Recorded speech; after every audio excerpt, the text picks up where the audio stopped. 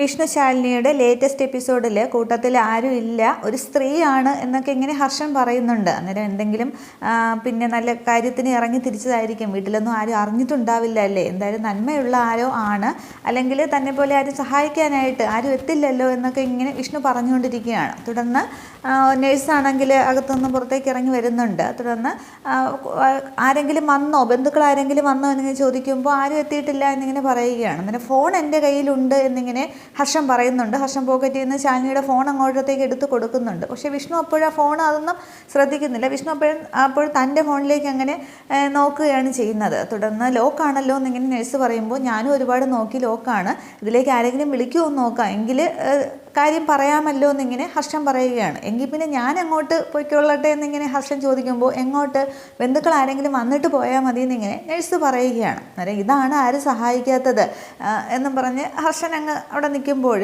Sir എന്തായാലും ഇത്രയും നേരം ബുദ്ധിമുട്ടില്ലേ, ഇനിയിപ്പോൾ ബന്ധുക്കൾ ആരെങ്കിലും വന്നിട്ട് പോകാമെന്ന് നഴ്സ് പറഞ്ഞിട്ട് ആ ഫോണും കൊണ്ട് അങ്ങ് അകത്തേക്ക് പോവുകയാണ്. അതേസമയം വിഷ്ണു ചോദിക്കുകയാണ് പെട്ടല്ലേ എന്ന്. അന്നേരം ഹർഷൻ അങ്ങ് പക്ഷേ ദേഷ്യത്തിലൊന്നുമല്ല, ചിരിച്ചുകൊണ്ട് തന്നെയാണ് നിൽക്കുന്നത്. അന്നേരം പറയുന്നുണ്ട് സാരമില്ല, നമ്മളിപ്പോൾ പോകുമ്പോഴും ഏതെങ്കിലും ഒരു ബ്ലോക്കിൽ പെട്ടാലും നമ്മളെ സമയം പോവില്ലേ, അപ്പോൾ ആ സമയമാണെന്ന് കരുതിയാൽ മതി എന്നിങ്ങനെ പറയുന്നുണ്ട്. ചിലപ്പോൾ നല്ല നേരത്തെ ആർക്കെങ്കിലുമൊക്കെ സഹായമായിട്ട് വരും എന്നിങ്ങനെ വിഷ്ണു പറയുന്നുണ്ട്. തുടർന്ന് അറിയാവുന്ന ആരെങ്കിലും ആണോ, ഇടിച്ചിട്ടിട്ട് വണ്ടി നിർത്തിയോ, എവിടെ വെച്ച സംഭവം എന്നിങ്ങനെയൊക്കെ വിഷ്ണു ചോദിക്കുന്നുണ്ട്. അന്നേരം ഇല്ല, വണ്ടി അങ്ങോട്ട് നിർത്തിയില്ല, ആക്ച്വലി ഞാൻ ഇങ്ങോട്ടത്തേക്ക് വന്നത് എന്ന് പറഞ്ഞ് ഹർഷൻ അങ്ങോട്ട് പറയാനായിട്ട് തുടങ്ങുമ്പോൾ വീണ്ടും നേഴ്സ് അകത്തൊന്ന് വരുന്നുണ്ട്. ഈ മരുന്നൊന്ന് വാങ്ങിച്ചുകൊണ്ട് വരണമെന്ന് പറയുകയാണ്. തുടർന്ന് ഹർഷൻ അത് വാങ്ങിച്ചിട്ട് എനിക്ക് ഞാനിത് വാങ്ങിച്ചുകൊണ്ട് വരാമെന്ന് വിഷ്ണുവിനോട് പറഞ്ഞിട്ട് അങ്ങ് പോവുകയാണ്. പക്ഷേ ഹർഷനെ അവിടെ സംസാരിക്കാനായിട്ട് സമയം കിട്ടുന്നില്ല, അല്ലെങ്കിൽ പറയുമായിരുന്നു ഇങ്ങനെയാണ് സംഭവം എന്ന്. അപ്പോൾ വിഷ്ണുവിന് മനസ്സിലായേനെ, പക്ഷേ ആ സാഹചര്യമൊന്നും അവിടെ ഉണ്ടാകുന്നില്ല. തുടർന്ന് ഹർഷൻ അങ്ങ് പോയ ശേഷം വിഷ്ണു ആലോചിച്ചുകൊണ്ട് നിൽക്കുകയാണ്, ആരെങ്കിലും ഒക്കെ സഹായിക്കും, ഇങ്ങനെയുള്ള നന്മയുള്ളവരായിരിക്കും എന്നൊക്കെ പറഞ്ഞിട്ട് വിഷ്ണു അതിനകത്തേക്ക് ആ വാതിൽക്ക് തന്നെ നിൽക്കുമ്പോൾ ഈ നഴ്സ് വീണ്ടും ഇറങ്ങി വന്നിട്ട് ഈ ആക്സിഡൻറ്റിൽപ്പെട്ട ആ സ്ത്രീയുടെ ആരെങ്കിലും ആണോ, ബന്ധുക്കൾ ആരെങ്കിലും ആണോ എന്ന് ചോദിക്കുമ്പോൾ എൻ്റെ ആരുമല്ല എന്ന് പറയുകയാണ്. വിഷ്ണു പറയുന്നുണ്ട്. അന്നേരം കൂടെ ആരോ വന്നായിരുന്നല്ലോ എന്ന് ചോദിക്കുമ്പോൾ അയാൾ മരുന്ന് വാങ്ങാനായിട്ട് പോയി എന്നിങ്ങനെ വിഷ്ണു പറയുമ്പോൾ നഴ്സ് തിരിച്ചങ്ങ് അകത്തേക്ക് പോകുന്നുണ്ട്. പക്ഷേ വിഷ്ണു ആണെങ്കിൽ ശാലിനിയാണെന്നറിയുന്നില്ല. പക്ഷേ ആ ആക്സിഡൻറ്റിലായിട്ട് ആൾക്ക് വേണ്ടി പെട്ടെന്ന് ഭേദമാകട്ടെ എന്നൊക്കെ വിഷ്ണു മനസ്സിൽ പ്രാർത്ഥിക്കുന്നുണ്ട്. ഇതേസമയം സത്യയാണെങ്കിൽ ഫോണും കൊണ്ട് ഗേറ്റിൻ്റെ അവിടെ, കുടുംബശ്രീ വീട്ടിൻ്റെ ഗേറ്റിൻ്റെ അവിടെ വന്ന് നോക്കിക്കൊണ്ട് നിൽക്കുകയാണ്. അമ്മയും കാണില്ല, ശാരദമ്മയും കാണില്ല, ഇതിപ്പോൾ എവിടെ പോയതായിരിക്കും, എന്തായാലും അമ്മയെ ഒന്ന് വിളിച്ച് നോക്കാമെന്ന് പറഞ്ഞിട്ട് സത്യ ശാലിനിയുടെ ഫോണിലേക്ക് വിളിക്കുകയാണ്. അന്നേരം ആ ഫോൺ ബെല്ലടിക്കുന്നത് നഴ്സുമാർ കേൾക്കുന്നുണ്ട്. അതിലൊരാളിങ്ങനെ ഫോൺ എടുക്കുകയാണ്. എന്നിട്ട് ഹലോ എന്ന് വയ്ക്കുമ്പോൾ ഇതിപ്പോൾ ആരാ സംസാരിക്കുന്നത്, ഞാൻ എൻ്റെ അമ്മയല്ലേ, ആദ്യം അമ്മ എവിടെയാണെന്ന് ചോദിക്കുന്നുണ്ട്. അന്നേരം ഈ സംസാരം അങ്ങോട്ട് കേൾക്കുമ്പോൾ, ഹലോ എന്നുള്ള ശബ്ദം കേൾക്കുമ്പോൾ ഞാൻ അമ്മയല്ലേ വിളിച്ചത്, ഇപ്പോൾ ആരാ സംസാരിക്കുന്നതെന്നൊക്കെ സത്യ ചോദിക്കുകയാണ്. അന്നേരം ഇത് ഹോസ്പിറ്റലിലാണ്, നഴ്സാണ് സംസാരിക്കുന്നത്, പിന്നെ മോളുടെ അവിടെ മുതിർന്ന ആരെങ്കിലും ഉണ്ടോ എന്നിങ്ങനെ ചോദിക്കുകയാണ്. അന്നേരം ഇല്ല എന്നിങ്ങനെ, ഇവിടെ ഇപ്പം ഞാൻ മാത്രമേ ഉള്ളൂ, എൻ്റെ അമ്മയ്ക്ക് എന്താ പറ്റിയെന്ന് ഈ കുട്ടി ഇങ്ങനെ ചോദിച്ചുകൊണ്ടിരിക്കുകയാണ്. അന്നേരം പേടിക്കാനൊന്നുമില്ല, മോളുടെ അമ്മയ്ക്ക് ചെറിയൊരു ആക്സിഡൻ്റ് ആയി എന്ന് പറയുകയാണ്. അന്നേരം സത്യയ്ക്ക് അങ്ങ് ഒരുപാട് സങ്കടം വരുന്നുണ്ട്. എനിക്ക് എൻ്റെ അമ്മ ഇപ്പോൾ കാണുമെന്നും പറഞ്ഞ് അങ്ങോട്ട് കരച്ചിലാണ്. അന്നേരം മോൾ പേടിക്കുകയൊന്നും വേണ്ട, ചെറിയൊരു മയക്കത്തിലാണ്, മോൾ അവിടെ മുതിർന്ന ആരോടെങ്കിലും പറഞ്ഞാൽ മതി, എന്നിട്ട് നിർമ്മല ഹോസ്പിറ്റലിലേക്ക് എത്താൻ പറഞ്ഞാൽ മതി എന്ന് പറഞ്ഞ് ഒരു ഫോൺ വയ്ക്കുന്നുണ്ട്. അതേസമയം സത്യമാണെങ്കിൽ ഇതിപ്പോൾ ആരോടാ ഒന്ന് പറയാം, ശാരദാമ്മയെ വിളിച്ച് നോക്കാമെന്ന് പറഞ്ഞിട്ട് ശാരദാമ്മയുടെ ഫോണിലേക്ക് വിളിക്കുമ്പോൾ അത് കിട്ടുന്നുമില്ല. തുടർന്ന് ഇനി ആരെ വിളിക്കും, ശ്യാമേൻ്റെ വിളിക്കാമെന്ന് പറഞ്ഞിട്ട് വിളിക്കാൻ തുടങ്ങുകയാണ്. അതേസമയം അവിടെ ശ്യാമയാണെങ്കിൽ അടുക്കളയിൽ നിന്ന് ആകെ വിഷമിക്കുകയാണ്. ഇന്നിപ്പോൾ മുഹൂർത്തം കഴിയുന്നതോടുകൂടി കുഞ്ഞേച്ചിക്ക് വീട്ടിലുള്ള സ്ഥാനം നഷ്ടമാകും. ആ കാർത്തികയുടെ ഇപ്പോഴത്തെ ഇതനുസരിച്ച് ഇനി 10 ഇരട്ടി ശക്തിയോടുകൂടി അവൾ വീട് ഭരിക്കാനായിട്ട് തുടങ്ങും. എന്തെങ്കിലും ഒരു വഴി വിവാഹം മുടക്കാനായിട്ട് കാണിച്ചു തരുന്ന എൻ്റെ കൃഷ്ണ എന്നൊക്കെ ഇങ്ങനെ പ്രാർത്ഥിച്ചുകൊണ്ട് അങ്ങനെ സ്വയം ഇങ്ങനെ പറഞ്ഞുകൊണ്ട് നിൽക്കുമ്പോൾ അടുക്കളയിലേക്ക് പപ്പി ഓടി വരുന്നുണ്ട്. അന്നേരം അമ്മേ നമ്മൾ മണ്ഡപത്തിലേക്ക് പോകുന്നില്ലേ, ഒരുങ്ങുന്നില്ലേ എന്നൊക്കെ ചോദിക്കുന്നു എന്ന്. അന്നേരം മോളെന്ത് പറഞ്ഞു ചോദിക്കുമ്പോൾ അമ്മ ഒരുങ്ങുമ്പോൾ ഞാനും പൊയ്ക്കോളാം, നമുക്ക് പോകണ്ട അമ്മേ, വിഷ്ണു അച്ഛൻ ഒട്ടും ഇഷ്ടമല്ലാത്ത കല്യാണമാണ്, പോകണ്ടെന്നൊക്കെ പറയുമ്പോൾ കല്യാണം മുടക്കാനുള്ള വഴി കിട്ടണേന്ന് പ്രാർത്ഥിക്കുന്നു പറയുകയാണ്. അന്നേരം ഇനി എന്ത് അത്ഭുതം സംഭവിക്കും, ഒന്നും നടക്കാൻ പോണില്ല എന്ന് പറയുമ്പോൾ അങ്ങനെ പറയരുത്, എന്തെങ്കിലും ഒരു അത്ഭുതം സംഭവിക്കും, അവളുടെ ചേച്ചിയമ്മ എന്തെങ്കിലും ഒരു തെളിവുമായിട്ട് വന്ന് അവസാന നിമിഷം കല്യാണം മുടക്കിയാലോ, അങ്ങനെ പ്രതീക്ഷിക്കുക എന്നിങ്ങനെ ശ്യാമ പറയുമ്പോൾ എങ്കിൽ ഞാൻ കൃഷ്ണ ഭഗവാനോട് പോയി ഒന്നുകൂടെ പ്രാർത്ഥിച്ചിട്ട് വരാമെന്നും പറഞ്ഞ് കുട്ടി അങ്ങ് പൂജാമുറിയിലേക്ക് ഓടുകയാണ്.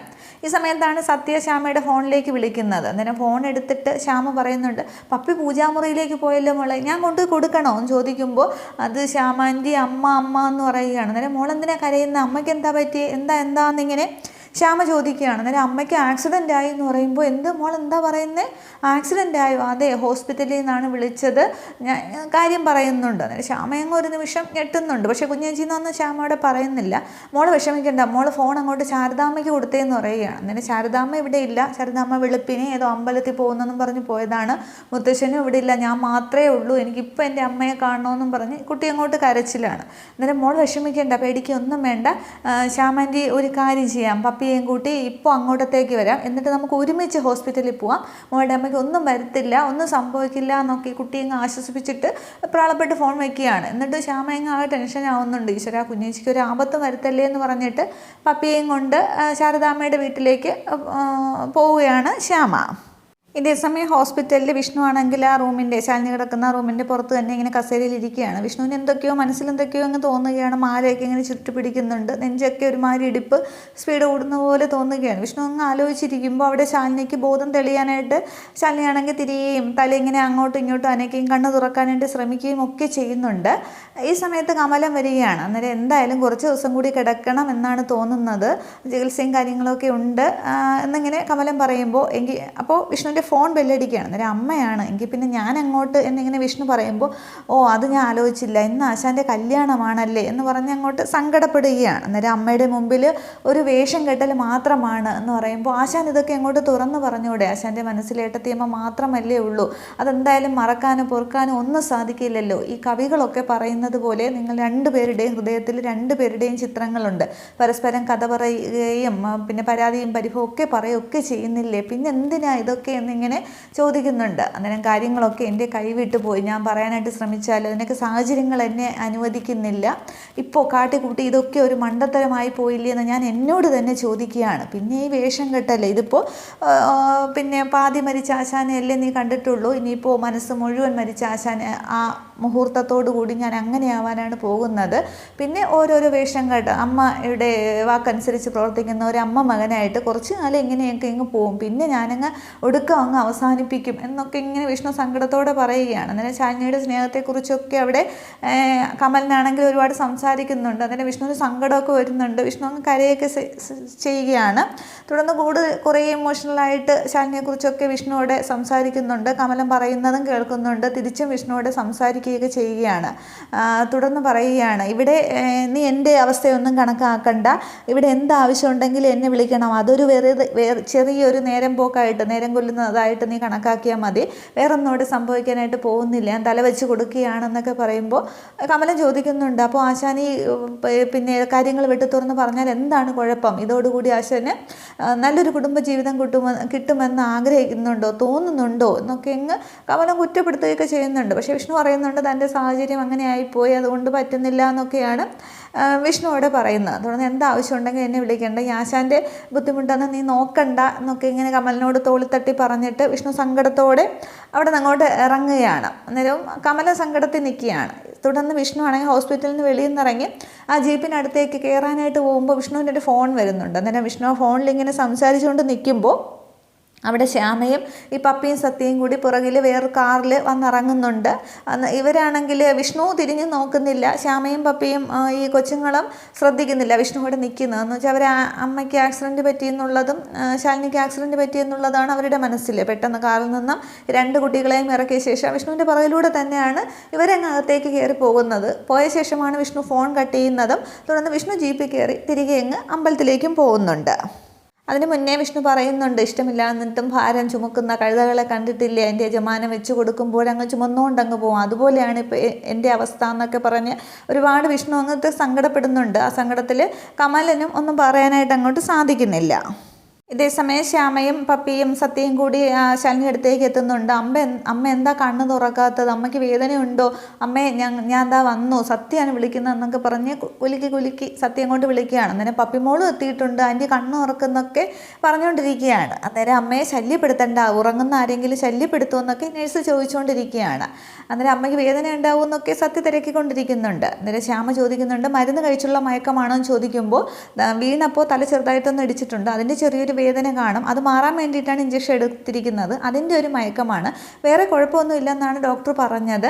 ഇനി ബ്ലഡിൻ്റെ റിസൾട്ട് കൂടിയേ വരാനുള്ളൂ, അതനുസരിച്ചാണ് ബാക്കി കാര്യങ്ങൾ ഇങ്ങനെ നഴ്സ് പറയുന്നുണ്ട്. തുടർന്ന് പിന്നെ അമ്മ വല്ലതും കഴിച്ചായിരുന്നോ എന്നൊക്കെ സത്യ ചോദിക്കുമ്പോൾ അതിനല്ലേ നിങ്ങളെയൊക്കെ വിളിച്ച് വരുത്തിയിരിക്കുന്നത്, ഇനിയിപ്പോൾ നിങ്ങളാണ് കാര്യങ്ങളൊക്കെ നോക്കേണ്ടതെന്ന് പറഞ്ഞിട്ട് ശ്യാമയോട് ഈ ആളിൻ്റെ ആരാണെന്ന് ചോദിക്കുന്നുണ്ട്. അന്നേരം ശ്യാമ പെട്ടെന്ന് പറയുന്നില്ല. ശ്യാമ പറയുന്നുണ്ട് ആ കുട്ടിയുടെ അമ്മയാണെന്ന് സത്യയെ ചൂണ്ടിക്കാണിച്ച് പറയുന്നുണ്ട്. അന്നേരം നഴ്സ് അങ്ങ് പോകുമ്പോൾ ഈ സങ്കടപ്പെട്ടിരിക്കുന്ന സത്യയെ ശ്യാമ ആശ്വസിപ്പിക്കുന്നുണ്ട്. അമ്മയ്ക്കൊന്നുമില്ല, ഇപ്പോൾ കണ്ണുറക്കുമെന്നൊക്കെ ശ്യാമ പറയുകയാണ്. ഇതേസമയം ഹർഷനാണെങ്കിൽ മരുന്ന് കൊണ്ടുവരുന്നുണ്ട്. അന്നേരം എല്ലാം ഇല്ലേന്ന് നോക്കിയെന്നും പറഞ്ഞ് നഴ്സ് വെളിയിലോട്ട് ഇറങ്ങുമ്പോൾ കൊടുക്കുകയാണ്. അന്നേരം ആശ്രയുടെ ബന്ധുക്കളൊക്കെ വന്നിട്ടുണ്ടെന്ന് പറയുമ്പോൾ ഇനി സാറിന് വേണമെങ്കിൽ പോകാമെന്ന് പറയുകയാണ്. അന്നേരം ശരി എങ്കിൽ ഞാൻ പൊയ്ക്കോട്ടെ എന്ന് ചോദിക്കുമ്പോൾ അല്ല സാറിന് അവരെ ഒന്ന് കാണണമെന്നുണ്ടെങ്കിൽ എന്ന് നഴ്സ് പറയുമ്പോൾ എന്തിന്, അവരുടെ കയ്യിൽ നിന്ന് നന്ദി ചോദിച്ച് വാങ്ങാനോ അതിൻ്റെ ഒന്നും ആവശ്യമില്ല, എനിക്ക് ഒരു കാലത്ത് ആ സ്ത്രീയോ അവരുടെ ബന്ധുക്കളോ ആരെങ്കിലുമൊക്കെ സഹായിക്കാനുണ്ടാവും, അങ്ങനെയല്ലേ മനുഷ്യജന്മം എന്ന് പറഞ്ഞിട്ട് ചിരിച്ച് തലയാട്ടിയിട്ട് ഹർഷൻ അവിടെ നിന്ന് അങ്ങ് ഇറങ്ങുകയാണ്. തുടർന്ന് നഴ്സ് മരുന്നകത്തേക്ക് കൊണ്ടുവന്നിട്ട് ഇവരെ കൊണ്ടുവന്ന ആളാണ് മരുന്ന് കൊണ്ടുവന്നത്, നിങ്ങളൊക്കെ വന്നത് കൊണ്ട് അയാളോട് പോകാൻ പറഞ്ഞു എന്നിങ്ങനെ നഴ്സ് പറയുകയാണ്. അതിന് പോയി ഒരു നന്ദി വാക്കുപോലും പറയാതെ എന്നിങ്ങനെ ശ്യാമ പറയുമ്പോൾ അയാളതൊന്നും ആഗ്രഹിക്കുന്നില്ല എന്നിങ്ങനെ പറയുകയാണ്. തുടർന്നും അമ്മ എന്താ കണ്ണ് തുറക്കാത്തത്, വിളിച്ചിട്ടെന്താ വിളി കേൾക്കാത്തതെന്നും പറഞ്ഞ് സത്യ സങ്കടപ്പെട്ട് വീണ്ടും വിളിച്ചുകൊണ്ടിരിക്കുകയാണ്. അന്നേരം അമ്മ കുറച്ച് കഴിയുമ്പോൾ കണ്ണ് തുറക്കുമെന്ന് ശ്യാമ പറയുകയാണ്. അന്നേരം കുട്ടികളെയും കൊണ്ട് പുറത്ത് നിൽക്കുന്നതാണ് നല്ലതെന്ന് നഴ്സ് പറയുമ്പോൾ നമുക്ക് പുറത്തേക്ക് പോകാമെന്നിങ്ങനെ ശ്യാമ പറയുകയാണ്. അന്നേരം അപ്പോൾ അമ്മ ഒറ്റയ്ക്കാവില്ലേ എന്നൊക്കെ കുട്ടി ചോദിക്കുകയാണ്. അന്നേരം നഴ്സ് പറയുന്നുണ്ട് ഞങ്ങളെല്ലാവരും ഇവിടെ ഉണ്ടല്ലോ. തുടർന്ന് ശ്യാമ പറയുകയാണ് അമ്മ കുറച്ച് നേരം കഴിയുമ്പോൾ മയക്കൊക്കെ മാറി കണ്ണു തുറക്കും, അപ്പോൾ അമ്മ കാര്യങ്ങളൊക്കെ സംസാരിക്കാമെന്നും പറഞ്ഞിട്ട് ഈ 2 കൊച്ചുങ്ങളെയും കൊണ്ട് ശ്യാമ അങ്ങോട്ട് പുറത്തേക്ക് ഇറങ്ങുകയാണ്. തുടർന്ന് സങ്കടപ്പെട്ട് ഇങ്ങനെ സത്യ നിൽക്കുമ്പോൾ സത്യ എന്തിനാണ് സങ്കടപ്പെടുന്നത്, അമ്മയ്ക്കൊന്നുമില്ല എന്നൊക്കെ പറയുമ്പോൾ അമ്മയ്ക്ക് ആക്സിഡൻറ്റിൽ എന്തോ സംഭവിച്ചിട്ടുണ്ട്, ഇനി എൻ്റെ അമ്മ കണ്ണു തുറക്കില്ല, എന്നോട് സംസാരിക്കില്ലേ എന്നൊക്കെ ചോദിച്ച് സത്യ ആകെ അങ്ങ് വിഷമത്തിലാണ്. അന്നേരം അങ്ങനെയൊന്നും സംഭവിക്കില്ല, അമ്മ പെട്ടെന്ന് കണ്ണു തുറക്കും, പിന്നെ സത്യയ്ക്ക് എന്നെ വിശ്വാസമില്ലേന്ന് ചോദിക്കുകയാണ്. അന്നേരം പപ്പി എന്നോട് കള്ളം പറയില്ല എന്ന് എനിക്കറിയാമെന്ന് പറയുമ്പോൾ പപ്പി ഇങ്ങനെ ഒരു നിമിഷം ആലോചിക്കുകയാണ്, ഒരു കള്ളം പറഞ്ഞിട്ടുണ്ടല്ലോ അതുകൊണ്ട്. അന്നേരം എന്താ ആലോചിക്കുന്നതെന്ന് ചോദിക്കുമ്പോൾ അല്ല, ഇന്ന് വിഷ്ണു അച്ഛൻ്റെയും കാർത്തിക ആൻറ്റിയുടെയും വിവാഹമാണ്, സത്യയുടെ അമ്മ ഉണ്ടായിരുന്നെങ്കിൽ എന്തെങ്കിലും വഴി കണ്ടുപിടിച്ച് ഈ കല്യാണം മുടക്കിയേനെ, ഇനിയിപ്പോൾ അത് നടക്കും എന്നിങ്ങനെ പറയുമ്പോൾ ആ കാർത്തികാനെ സ്നേഹിക്കുന്ന ആൾ വന്നാൽ മതിയായിരുന്നു, അതൊന്നും നടക്കില്ല എന്നങ്ങനെ പപ്പി പറയുന്നുണ്ട്. അന്നേരം ആ ആളിൻ്റെ വീട് അറിയാമായിരുന്നെങ്കിൽ നമുക്ക് പോയി പറയാമായിരുന്നു കൊണ്ടുപോകാനായിട്ട്, വിഷ്ണു അച്ഛന് ഈ കല്യാണം ഇഷ്ടമില്ല എന്നൊക്കെ. അതൊക്കെ എങ്ങനെയെന്നും പറഞ്ഞ് കുട്ടികളിങ്ങനെ ആലോചിച്ചുകൊണ്ടിരിക്കുമ്പോൾ നഴ്സ് വന്ന് ശ്യാമയോട് എന്തോ പറയുന്നുണ്ട്. അന്നേരം ശ്യാമയാണെങ്കിൽ ഈ കൊച്ചുങ്ങളോട് പറയുകയാണ് നിങ്ങൾ ഇവിടെ തന്നെ നിൽക്കണം, ഞാനൊന്ന് അകത്ത് കയറിയിട്ട് വരാം. അന്നേരം അമ്മ കണ്ണു തുറന്നോ ചോദിക്കുമ്പോൾ ഇല്ല ഞാൻ അകത്ത് പോയി നോക്കിയിട്ട് ഇപ്പോൾ വരാം, നിങ്ങൾ എങ്ങോട്ടും പോകരുത്, ഇവിടെ തന്നെ നിൽക്കണമെന്ന് പറഞ്ഞിട്ട് ശ്യാമ തൻ്റെ ഫോണാണെങ്കിൽ പപ്പിയുടെ കയ്യിലേക്ക് കൊടുക്കുന്നുണ്ട്. എന്നാൽ ഗെയിം കളിച്ചോ എന്നും പറഞ്ഞ് ഫോൺ കൊടുക്കുകയാണ്. അത് ശ്യാമ അകത്തേക്ക് കയറുമ്പോൾ ഈ പപ്പി പറയുകയാണ് നമുക്ക് വിഷ്ണു അച്ഛനെ ഒന്ന് വിളിച്ചാലോ, എന്നിട്ട് പറയാം ചേച്ചിയമ്മ ഹോസ്പിറ്റലിലാണ്, എന്തെങ്കിലും വിവാഹം മുടക്കാൻ എന്തെങ്കിലും വഴിയുണ്ടോ എന്ന് ചോദിക്കാമെന്ന്. പക്ഷേ സത്യ അത് ചേച്ചിയമ്മ ഹോസ്പിറ്റലാണെന്ന് പറയുന്നത് സത്യ അതങ്ങോട്ട് ശ്രദ്ധിക്കുന്നില്ല. തുടർന്ന് വിഷ്ണുവിനെ വിളിക്കാൻ ശ്രമിക്കുമ്പോൾ വിഷ്ണു വണ്ടി ഓടിച്ച് പോകുന്ന കാണിക്കുന്നുണ്ട്, പക്ഷേ റേഞ്ച് കിട്ടുന്നില്ല. അന്നേരം ഇവിടെ റേഞ്ച് ഇല്ലാന്ന് തോന്നുന്നു, നമുക്ക് പുറത്തേക്ക് ഇറങ്ങാമെന്ന് പറഞ്ഞിട്ട് ഈ 2 കുട്ടികളും കൂടി വെളിയിലേക്ക് ഇറങ്ങുകയാണ്. ഈ സമയത്ത് ഹർഷൻ പോയിട്ടുണ്ടായിരുന്നില്ല. ഹർഷൻ അവിടെ വെളിയിൽ നിന്ന് കാർ പോർച്ചിൻ്റെ അവിടെ നിന്ന് ഫോൺ ചെയ്യുകയാണ്. നിങ്ങൾ എന്തിനാണ് എൻ്റെ കാര്യങ്ങളൊക്കെ തീരുമാനിക്കുന്നത്, എൻ്റെ പേഴ്സണൽ കാര്യങ്ങളാണ്, ഇതിലൊന്നും നിങ്ങൾ ഇടപെടേണ്ട ആവശ്യമില്ല എന്നൊക്കെ പറഞ്ഞ് ഹർഷൻ ആരോടോ ഹർഷമായിട്ട് ഇങ്ങനെ സംസാരിച്ചുകൊണ്ടിരിക്കുകയാണ്. കാരണം ഈ കുട്ടികൾ വന്ന് ഇറങ്ങുന്നതും ഹർഷൻ്റെ മുന്നിലേക്ക് തന്നെ. ഹർഷനെ കണ്ട് ഇവരിങ്ങനെ അന്തമിട്ട് നോക്കിക്കൊണ്ട് നിൽക്കുന്ന ആ ഒരു സീനോട് കൂടി എപ്പിസോഡ് അവസാനിക്കുകയാണ്. അപ്പോൾ ഇനി നേരത്തെ പ്രൊമോയിൽ പറഞ്ഞതുപോലെ ആയിരിക്കാം, ഈ ഹർഷൻ വണ്ടിയിൽ കയറി പോകുമ്പോൾ ഈ കുട്ടികൾ ഹർഷൻ്റെ പിന്നാലെ പോവുകയാണ് ചെയ്യുന്നത്. അപ്പോൾ ശ്യാമയുടെ ഫോണും കയ്യിലുണ്ട്. അപ്പോൾ അതിനുശേഷം അവർ ശാലിനിയുടെ ഫോണിലേക്ക് വിളിക്കുകയും ഹർഷൻ ഇവിടെ ഉണ്ട് എന്ന് പറയുകയും തുടർന്ന് ശാലിനി പോകുന്നതും വിവാഹം മുടക്കുന്നതും ഒക്കെ നല്ല എപ്പിസോഡാണ് വരുന്നത്. ഇതൊക്കെ നമുക്ക് കാണാം. Okay, thank you.